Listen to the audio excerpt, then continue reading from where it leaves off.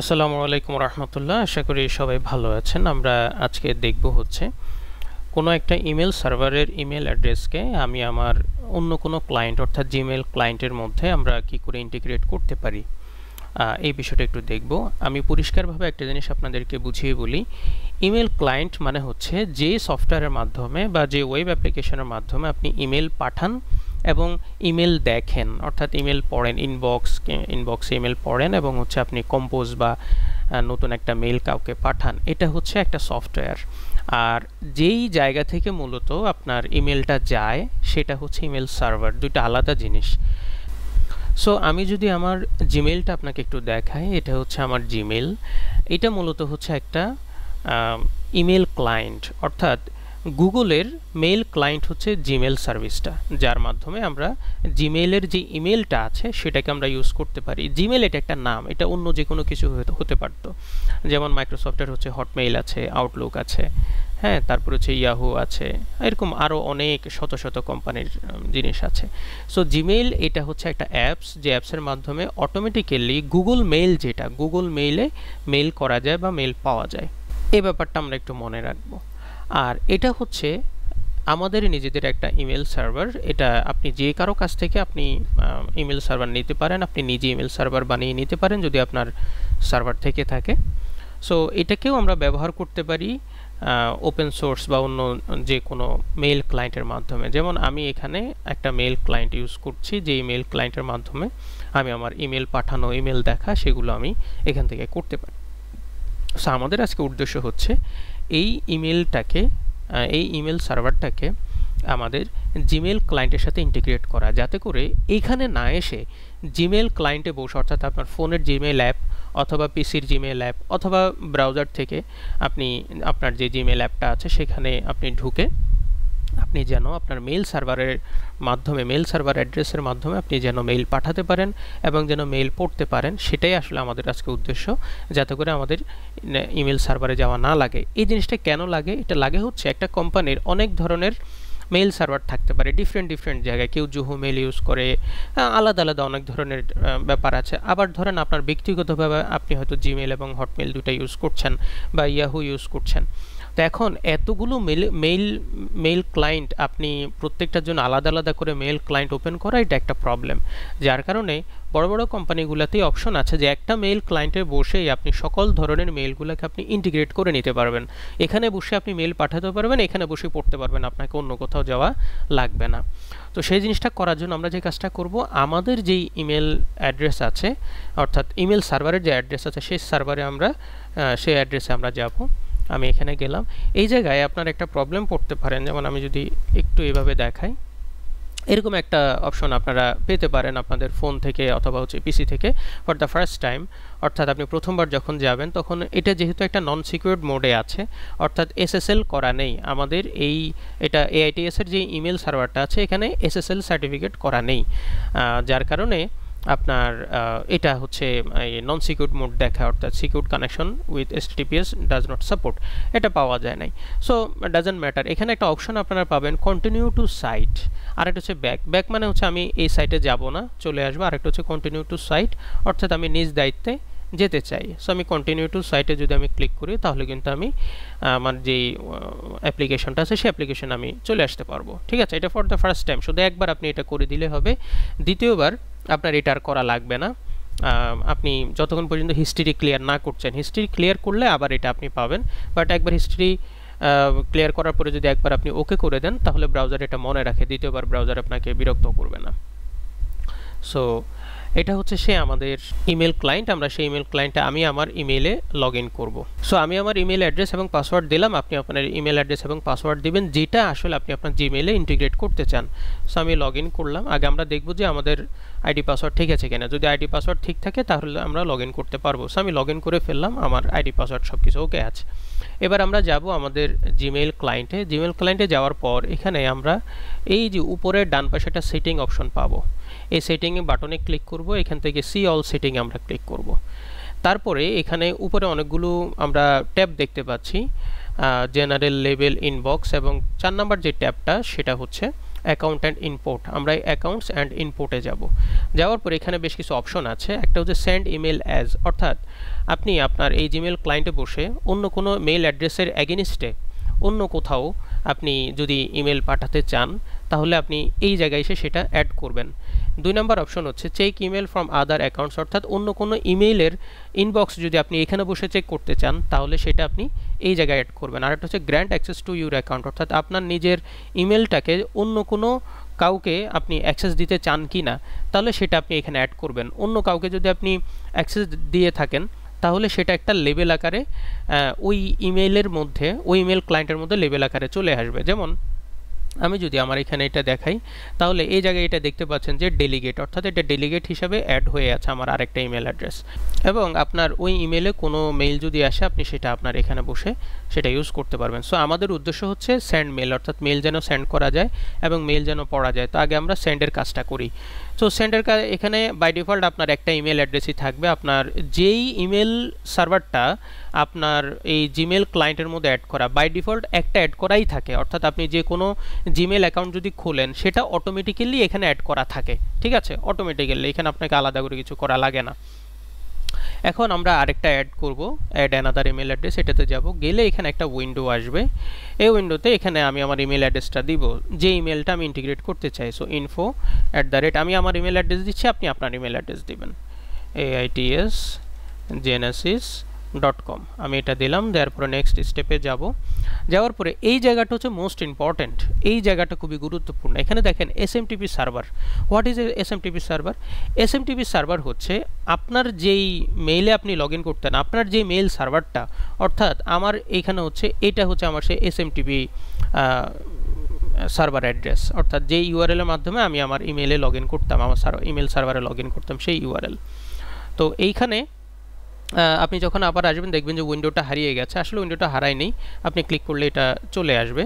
So info@aitsgenesis.com click করলে কিন্তু নতুন করে আবার ওপেন হবে। হ্যাঁ, আমি আবার একটু দেখাই। ধরেন আমি হচ্ছে নেক্সট স্টেপে গেলাম, এই জায়গায় গেলাম, এখন আমি অন্য কোনো উইন্ডোতে গেলাম, আবার যদি আমি এটাতে আসি এটা কিন্তু আমি পাচ্ছি না। সো এটা হচ্ছে আরেকটা ট্যাব হিসাবে থাকে, যে এটা হচ্ছে ডিটাচড একটা ট্যাব হিসাবে থাকে, ক্লিক করলে এখানে চলে আসবে। সো আমি হচ্ছে এইখানে আমার সেই মেল সার্ভারের অ্যাড্রেসটা দেব। মোস্ট ইম্পর্ট্যান্ট হচ্ছে যেহেতু আমাদের এটা SSL সার্টিফিকেট করা নেই, অর্থাৎ HTTPS নেই, সেহেতু আপনি এই অংশটুকু ফেলে দিবেন, এই অংশটুকু বাদ, এবং লাস্টের এই স্ল্যাশটুকু আপনি বাদ দিয়ে দিবেন। অনলি জাস্ট ইউআরএলটা দিবেন, শুধুমাত্র মেইন ইউআরএলটা আপনি দিবেন। আমি আমার ইউআরএলটা দিলাম। ইউজার নেমে এখানে আপনি আপনার ইমেল অ্যাড্রেসটা দিবেন, info@aitsgenesis.com আমি দিলাম, এবং পাসওয়ার্ড এখানে আপনি আপনার পাসওয়ার্ডটি দিবেন। সো এখানে আমি আমার পাসওয়ার্ডটি বসালাম। বসানোর পর এখানে দুটি অপশন আপনি পাবেন, এই জায়গায় দুটি অপশন পাবেন, একটা হচ্ছে সিকিউরড কানেকশন উইথ TLS আর একটা হচ্ছে secured connection using SSL। So TLS হচ্ছে অন্যান্য ফেমাস যেই ক্লায়েন্টগুলো আছে, যেমন আউটলুক, জোহো, তারপরে হচ্ছে আপনার আরও অন্যান্য যে আছে, ইয়াহু আছে, তাদের বেলায় হচ্ছে আপনি TLSটা ইউজ করতে পারেন। আর যদি আপনার নিজের কোনো ইমেল সার্ভার থাকে যেটা SSL অলরেডি করা হয়েছে, সেটা আপনি এটা দিতে পারেন। তবে পোর্টের দিকে খেয়াল রাখবেন, আপনার পোর্টটা অ্যাপ্রোপ্রিয়েট পোর্ট হচ্ছে কিনা। আমাদের ইমেলের পোর্ট হচ্ছে 25, সো আমি এখানে 25 সিলেক্ট করলাম। সাধারণত নিজস্ব সার্ভারের পোর্টগুলো 25 হয়, ঠিক আছে। আপনি 25 দিয়ে ফার্স্টে ট্রাই করবেন, বাট 25 দিয়ে যদি কাজ না হয় আপনি যার কাছ থেকে ইমেল সার্ভারটা নিয়েছেন তার কাছ থেকে পোর্টটা জেনে নেবেন।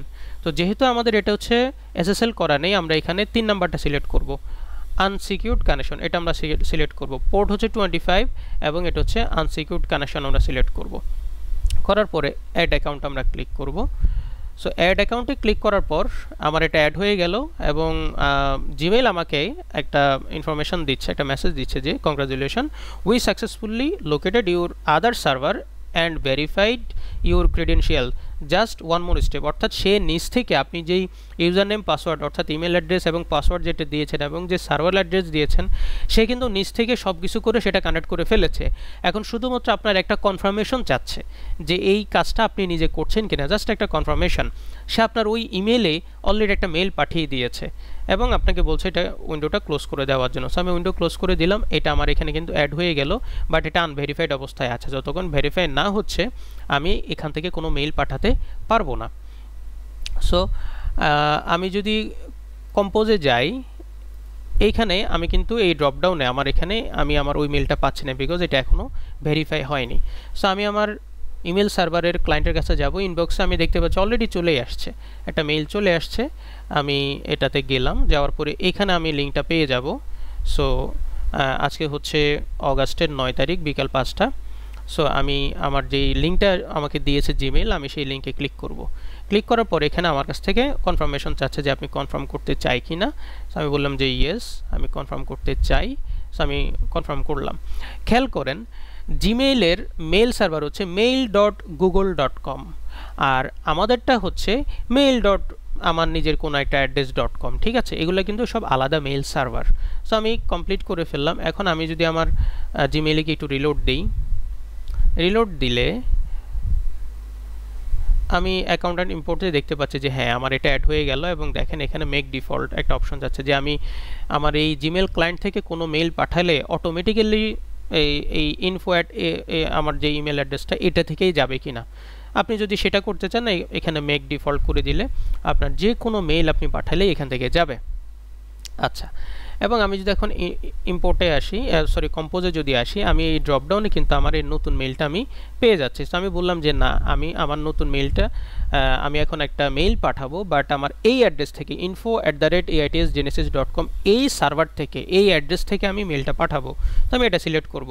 করার পর আমি যেখানে পাঠাবো, যেমন আমি আমার একটা ইমেল অ্যাড্রেস দিচ্ছি 775outlook.com, আমি এটাতে এখন আমার একটা মেইল পাঠাবো।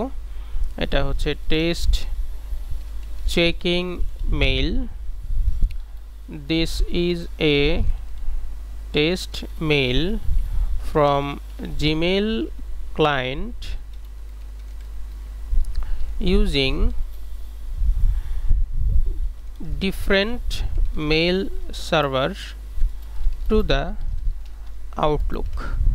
অর্থাৎ আমি জিমেইল ক্লায়েন্টে বসে অন্য একটা ইমেল সার্ভারের অ্যাড্রেস দিয়ে আমার অন্য কোনো ইমেইলে আমি মেইল পাঠাচ্ছি, অন্য কাউকে আমি মেইল পাঠাচ্ছি। এই জিনিসটা জাস্ট আমি লিখলাম টেস্ট পারপাস। সো আমি সেন্ড করব, সেন্ড বাটনে ক্লিক করলাম।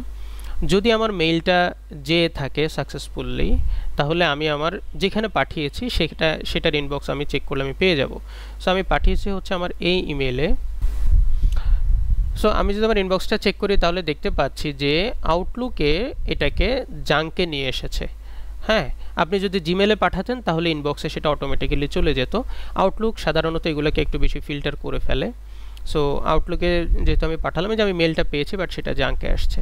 সো যে মেলটা পাঠালাম সেটা হচ্ছে this is test mail from Gmail client. আমি কিন্তু মেলটা ঠিকই পেয়ে গেলাম। কোথা থেকে আসছে খেয়াল করে দেখুন, আমার আসছে হচ্ছে info@aitsgenesis.com, অর্থাৎ এই অ্যাড্রেস থেকে আসছে।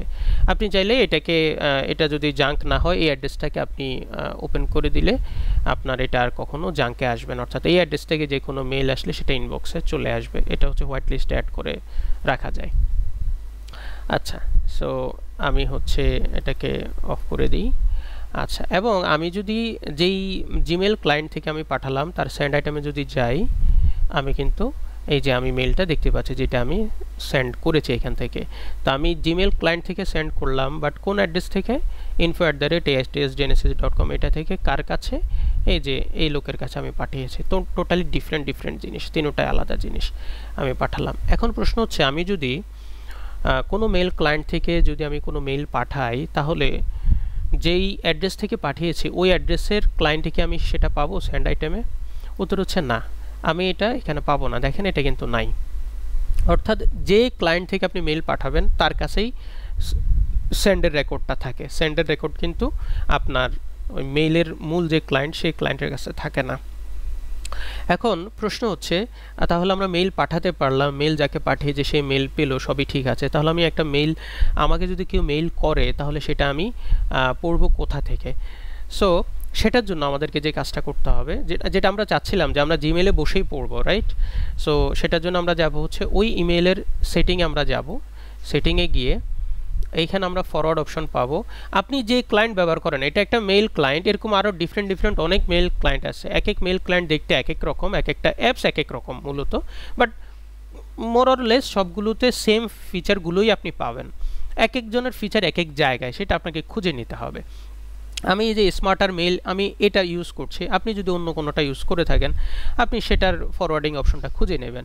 সো আপনি যে অ্যাড্রেসে ফরওয়ার্ড করতে চান সেই অ্যাড্রেসটা এখানে দিয়ে দিবেন, এবং কোনো একটা কপি যদি আপনি দুই জায়গায় রাখতে চান, ইনবক্সের কপি, যে আমার কোনো মেইল যদি আমার এই সার্ভারে আসে তাহলে এখানেও একটা কপি থাকবে আর একটা কপি আমার জিমেইলের কাছে চলে যাবে, তাহলে আপনি সেটা এখানে অ্যাড করে দিবেন। আপনার জিমেইল অ্যাড্রেসটা এখানে অ্যাড করে দিলে সেখানে অটোমেটিক ফরওয়ার্ড হয়ে যাবে। আর যদি আপনি মনে করেন যে না, ফরওয়ার্ড হওয়ার পরে আমার মূল এই সার্ভার থেকে মুছে যাক, মানে মেইল ক্লায়েন্ট যেটা ক্লায়েন্ট থেকে মুছে যাক, তাহলে আপনি এখানে এই চেকবক্সটাকে চেক করে দিবেন, তাহলে আপনি এটার ইনবক্সে আর পাবেন না। একবার ফরওয়ার্ড হয়ে গেলে এটার ইনবক্সে আপনি সেটা আর পাবেন না, সেটা আপনি জিমেইলের ইনবক্সে আপনি পেয়ে যাবেন, কারণ ওখানে ফরওয়ার্ড আলাদাভাবে হয়ে যায়। এই একটা অপশন, এটা সবথেকে ইজি অপশন, এটা করে নিলেই ভালো। আর একটা অপশন আছে যেটা আমি শুরুতে বলেছিলাম, যে আপনি চাইলে এখানে আপনার এই যে check mail from other accounts, এই জায়গায় আপনি চাইলে সেটা অ্যাড করে নিতে পারেন। তাহলে এখানে বসে আপনি তার এই যে আপনার এই অ্যাড্রেসের আপনার ইনবক্স আপনি ওখানে বসে পড়তে পারবেন। তো আমার কাছে মনে হয় ফরওয়ার্ড করে দিলে সব থেকে ভালো।